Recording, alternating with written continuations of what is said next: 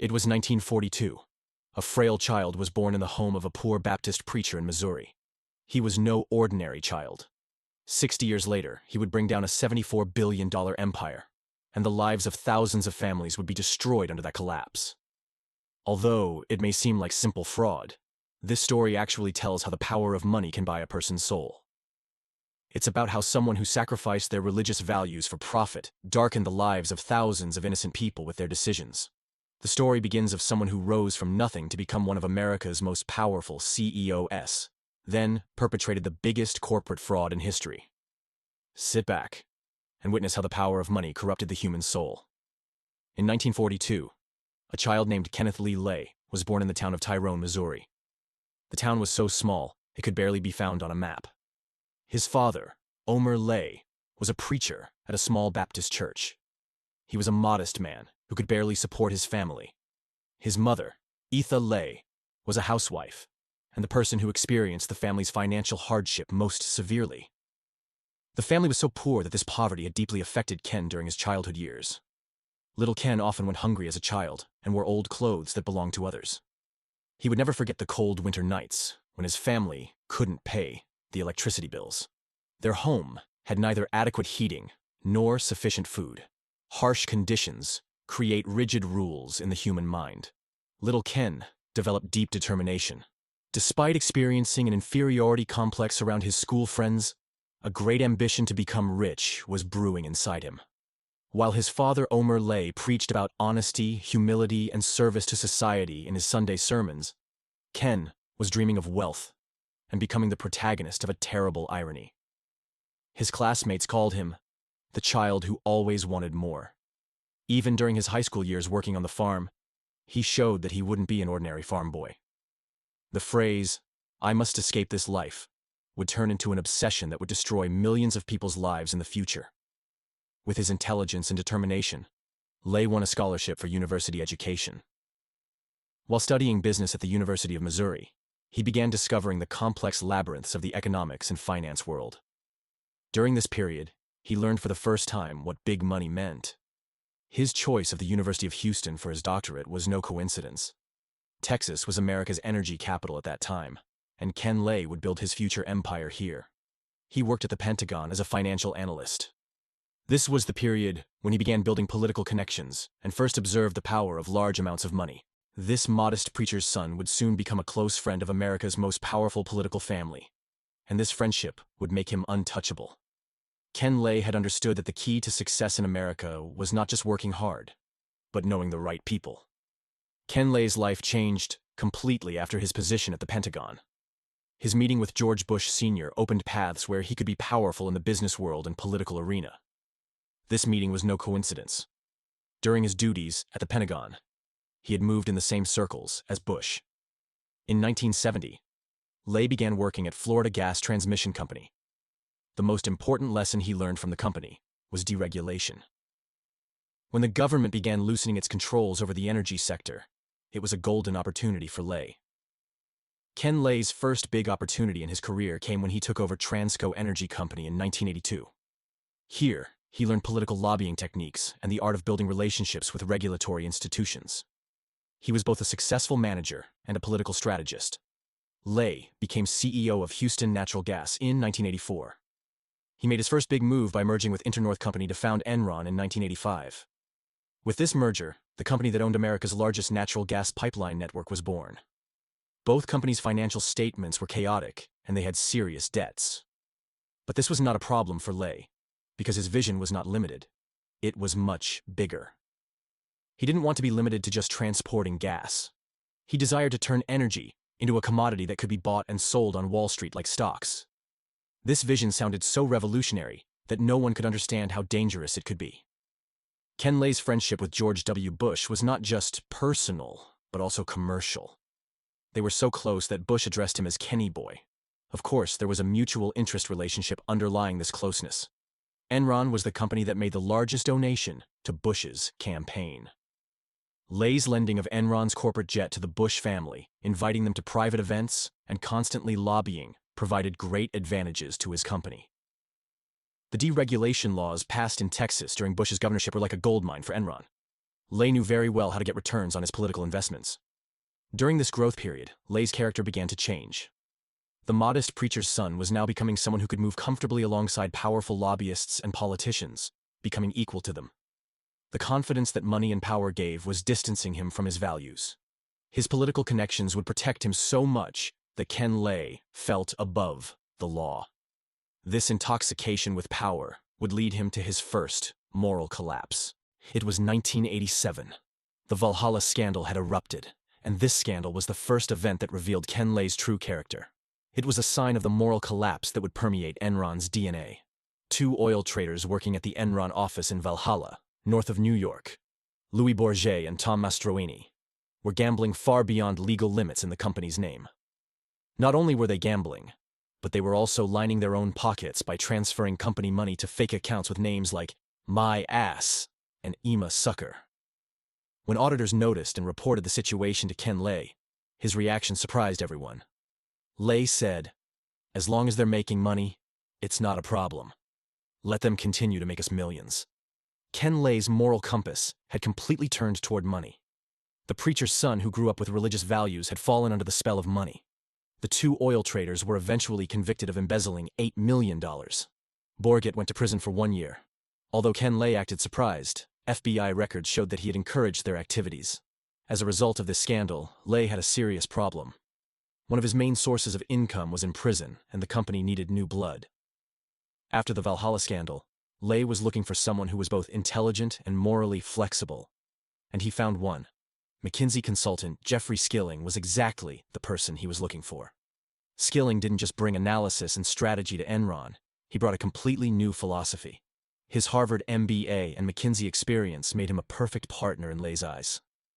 The most important innovation Skilling brought was mark-to-market accounting. This accounting system was revolutionary and dangerous. It allowed companies to account for their future profits today. When the SEC approved this accounting system for Enron, champagne was popped in the office. They no longer had to make real money. It was enough to just show profit on paper. The SEC's approval also paved the way for Enron to defraud while staying within the legal framework. It was no coincidence that Skilling's favorite book was The Selfish Gene. He applied the philosophy of only the strongest survive from Richard Dawkins' book to the company. With this system, he called Darwinian capitalism. He created ruthless competition among employees. Every 6 months, all employees were rated from 1 to 5, and the lowest rated 10% were fired. This system was called rank and yank, and created terrible paranoia among employees. People were setting traps for each other, hiding information, and sabotaging their colleagues. If you had to work under such a system, what would you do? Could you maintain your moral values, or would you sacrifice values to stay afloat in the competition? The results were a golden opportunity for company executives, but dire for employees. They worked 18 hours a day, couldn't stand each other, and considered every means fair for success. Employees' family lives were turned upside down. Stress and depression skyrocketed. All these inhumane conditions were just the price of success for Skilling. Weak characters would be eliminated. Strong ones would become rich. Ethics and morality were shelved in Enron offices. The only agenda was profit margins, stock prices, and bonuses earned. This was just the beginning. The real drama would be Enron creating an illusion that would soon deceive all of America. The late 1990s were like a miracle for Enron. It had become Wall Street's favorite company. Everyone had fallen under the spell of its financial returns. It was Ken Lay's golden age. He was now seen not just as a CEO, but as a visionary, a guru. The stock price, which was $7 in 1997, exceeded $90 in 2000. Its shares had increased by 1,200%, and this was unprecedented. Everyone who invested in Enron felt like a genius. Fortune magazine named Enron America's most innovative company for 6 consecutive years. Ken Lay was receiving standing ovations at conferences and was being taught as a case study at Harvard Business School. The story of Enron's transformation from an ordinary gas company to a technology giant fascinated everyone. In 1999, the world's first web-based energy trading platform, Enron Online, was established. This became a symbol of the rise, with billions of dollars in transactions taking place daily. This platform made Enron look like a technology company. Even Silicon Valley was jealous of Enron. Enron was at the peak of the dot-com bubble. As both a traditional energy company and a technology pioneer, it benefited from both worlds. Although Wall Street analysts didn't understand Enron's complex business model, the constantly rising stock price kept everyone happy. Investment firms' buy recommendations were repeated in every report. No one knew exactly what they were doing. Since they were constantly making money, it didn't occur to anyone to ask. Behind the dazzling success, some truths were being camouflaged. Many of Enron's projects were quietly failing, and these failures were skillfully hidden. The Dabhol power plant in India, which had received $2.9 billion in investment, was not working. Because India couldn't pay for the electricity, Enron continued to show this as a successful investment on paper. The streaming agreement with Blockbuster had been announced with great fanfare. The broadband project was marketed as the television of the future. But the technology wasn't ready yet. There was no infrastructure, and customer interest was zero. The project was quietly shelved, but millions of dollars in future profits were written into the financial statements. Enron had also entered the water distribution business. It was buying water facilities worldwide. But the water business wasn't as profitable as natural gas, and most facilities were losing money. Enron was even gambling on sunshine and rain. Yes, they were doing weather trading. Ken Lay's golden boy was CFO Andy Fastow. Ken had described him as a man with no moral compass. Fastow was tasked with hiding Enron's losses. He established thousands of special-purpose entities, SPEs. These companies were independent from Enron on paper, but were actually completely controlled. He named these SPEs LJM1, LJM2, Raptor, etc. The system was simple. Enron was selling its failed investments to these companies and thus appearing profitable. So Enron was transferring money from its left pocket to its right pocket. Thanks to accounting tricks, it appeared to be a profitable transaction. Fastow's personal fortune from these transactions alone was $45 million. He was both Enron's CFO and a partner in the LJM companies. Even though the conflict of interest was obvious, no one questioned it because everyone was making money. Imagine you're a financial expert. How sustainable is such a system? How long can you stay afloat with only profits on paper without real cash flow? Ken Lay was in high spirits, flying in private jets, throwing very expensive parties, taking photos with celebrities. The guests at the parties he threw at his luxury home in Houston included Hollywood stars, politicians, and business giants. He was no longer Ken Lay, but Kenny Boy. But there was no turning back for Ken Lay and his team. Rising stock prices and increasing expectations had forced employees to commit bigger frauds. And soon they would embark on an operation that would ignore the lives of millions of people in America's most populous state. The electricity crisis that would occur in California under Enron's leadership would reveal how this company disregarded human life. During the California crisis, Enron's inhumane approach would shock the entire world. The electricity crisis experienced in California in 2000 to 2001 occurred. The victims were not just investors, but millions of innocent people. California had liberalized its electricity market in 1996. Deregulation, the policy Ken Lay had been advocating for years, had become reality. According to theory, competition would lower electricity prices, and this would benefit consumers. For Enron, it was a perfect opportunity to manipulate the system. Skilling and his team were cold-bloodedly manipulating California's electrical grid. The methods they used were so ruthless that the FBI recorded phone conversations still make your stomach turn today. They were taking electricity out of the state when demand increased, prices rose. Then, they brought the electricity back and sold it to the public at high prices. They planned their operations with code names like Death Star, Fat Boy, Get Shorty. This manipulation was inhumane in terms of its consequences because these were not just numbers, but real dramas experienced by real people. Life support machines in hospitals had their electricity cut off. An operating room at a San Diego hospital was left in darkness.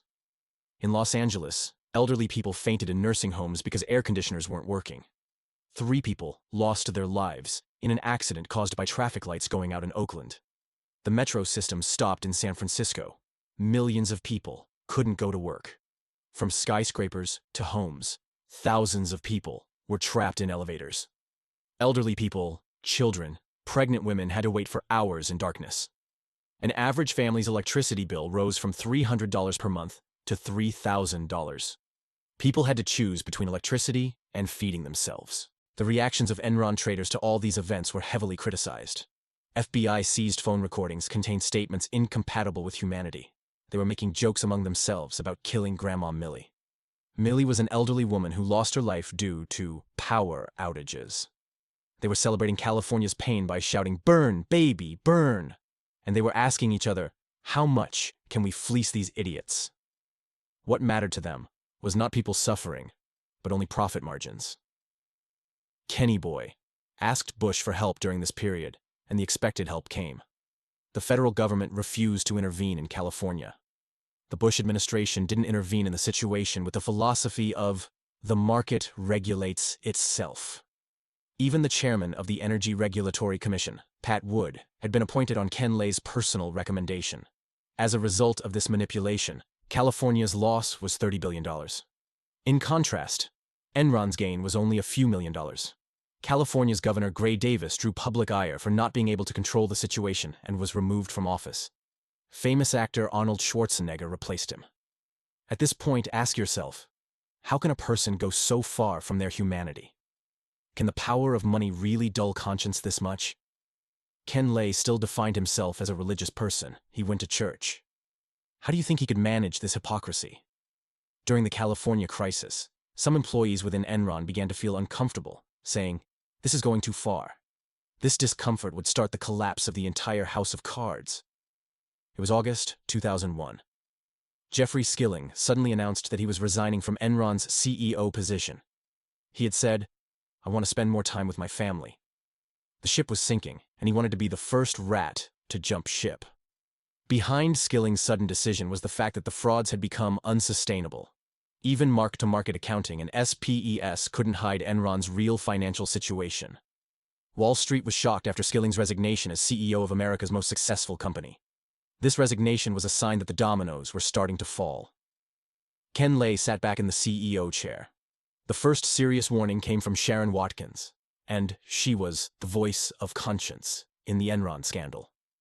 Sharon Watkins was an accounting expert working in Enron's corporate development department. She had been working at the company for 8 years and was closely observing Fastow's SPE transactions. After Skilling's sudden resignation, she could no longer remain silent.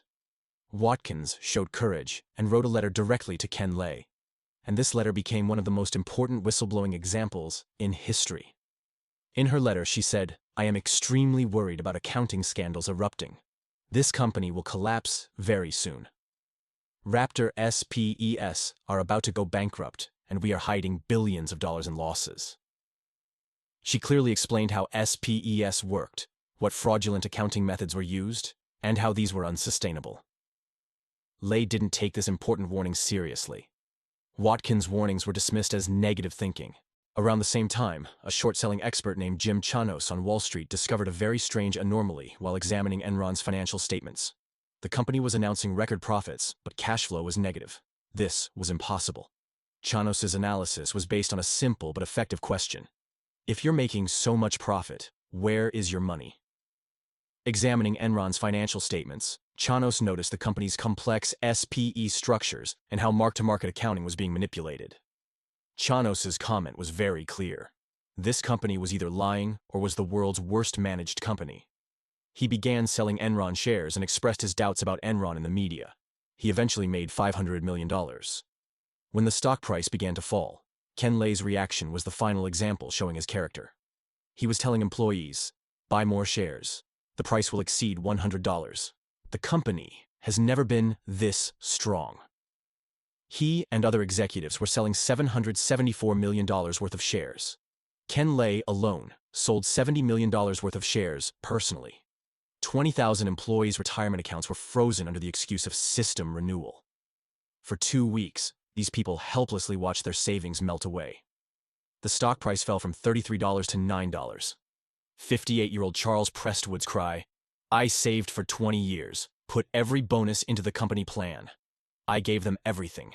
I believed in them. What will I do in my retirement now?" was ringing in ears. This man had worked at Enron for 33 years and had invested all of his retirement fund in company shares. We've come to the most dramatic part of the story. If you haven't subscribed to our channel yet, you can click subscribe here. In every poorly functioning system, there's someone who does a conscience accounting. Some pay for this with their lives. Cliff Baxter, former vice president of Enron, was Jeffrey Skilling's closest friend and adventure partner. They went on dangerous motorcycle tours together, did mountain climbing, sought adrenaline. Skilling described him as a man with a warrior spirit. The adrenaline Baxter sought would eventually destroy him. He had become part of Enron's fraudulent transactions and had personally made $30 million. Baxter's fingerprints were on everything, establishing SPEs, planning fraudulent accounting transactions. When the FBI and SEC launched investigations after the scandal broke, Baxter's name also appeared on the list. He was being asked to testify in court, and this testimony would be very dangerous for both Skilling and Ken Lay, because Baxter knew everything. In January 2002, just a few days before the testimony date, Cliff Baxter drove his Mercedes to a deserted road in Houston. He parked his car on a deserted road in the Sugarland area, wrote farewell letters to his family and friends, and ended his life by shooting himself when he was only 43 years old. In his letter, Baxter had said, "I can no longer live. I cannot pay the price for what I have done. I have condemned my family to this shame." He couldn't bear this burden. Baxter's end showed how deep not only the financial but also the human dimension of the Enron scandal was. Enron's auditing company, Arthur Andersen, was making the biggest mistake in its history. When the investigation began, they panicked and destroyed 1 ton of documents. Arthur Andersen, with its 89-year history, was one of America's oldest and most respected accounting companies. It had offices worldwide and employed 85,000 people. The Enron scandal destroyed it. It was convicted of destroying documents, and customers fled. Offices closed. 85,000 people became unemployed overnight. Andy Fastow confessed to all SPE frauds and testified against other executives. He received only 6 years in prison. He also paid $23 million in fines. Jeffrey Skilling was convicted of 19 charges. He received 24 years in prison for securities fraud, conspiracy, insider trading, and other charges. He lost his mother, father, and son in prison. After serving 12 years in prison, he was released in 2019. Ken Lay, the architect of the Enron scandal, was tried on 10 charges. He received 45 years in prison for securities fraud, bank fraud, making false statements, and other charges. But Ken Lay never served time in prison. In July 2006, just 3 weeks before his sentencing hearing, he had a heart attack at his vacation home in Aspen, Colorado, and when he died, he was 64 years old. His death was met with suspicion. There were those who said it was a real heart attack, those who claimed stress killed him, and even those who said he committed suicide. But no one could learn the truth.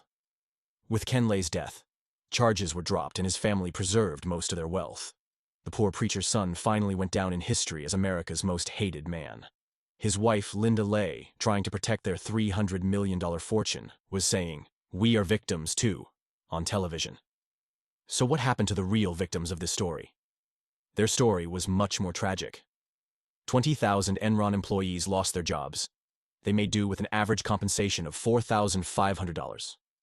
Thousands of people who invested their retirement funds in Enron shares were left on the streets in their old age. One of the most painful stories belonged to 64-year-old Janice Farmer.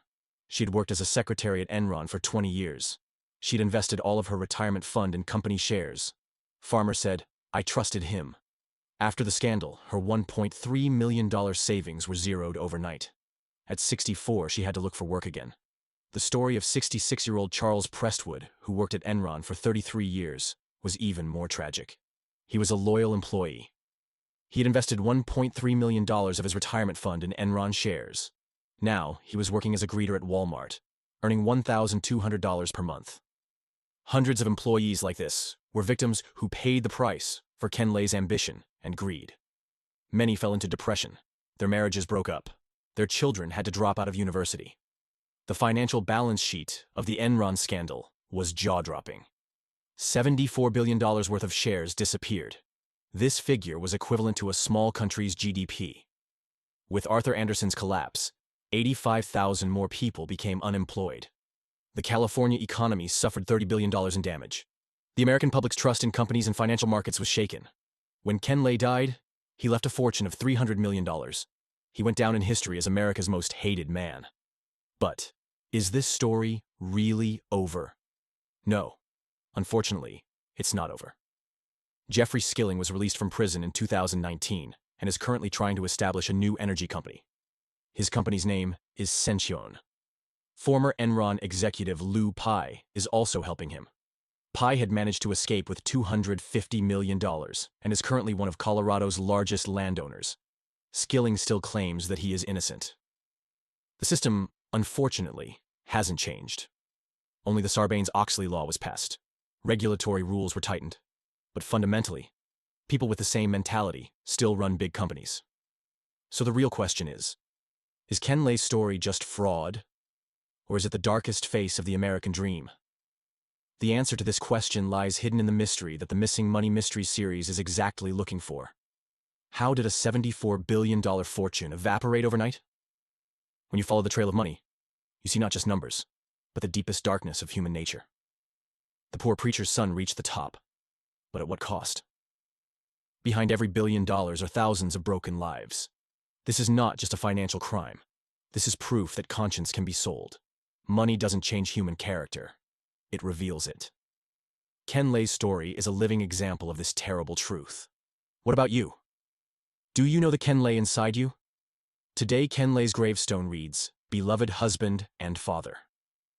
But in the eyes of thousands of Enron employees, he lives on as the monster who destroyed their families. Here's the biggest question of Missing Money Mysteries. In the face of money's power, how much can anyone endure? While watching this story, have you ever wondered about your own limit?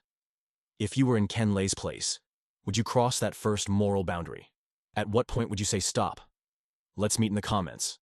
If this story affected you, don't forget to subscribe to our channel, turn on notifications, and share it with your friends.